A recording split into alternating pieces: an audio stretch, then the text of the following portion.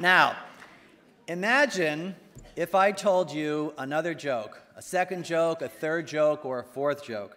You might start to wonder whether or not I was ever going to get to the point of my talk. You might say, well, those stories are funny and, kind of amusing, but get to the point, especially in this very august setting of Boston College. But those stories really are the point of my talk, which is that joy, humor, and laughter are an essential part not only of Ignatian spirituality, but of Christian spirituality, and are desperately needed in our own lives.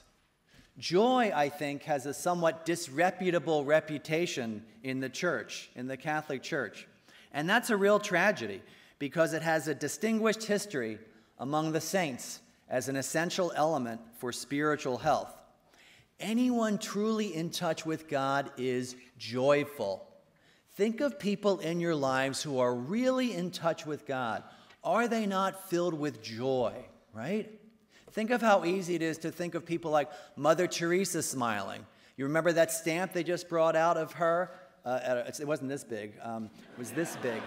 Of her smiling. That makes sense to us. She was joyful. Think of how often you would see pictures of John Paul II smiling. Think of how easy it is to think of someone like Francis of Assisi smiling. In fact, it's hard to think of Francis not smiling. People who are in touch with God are joyful.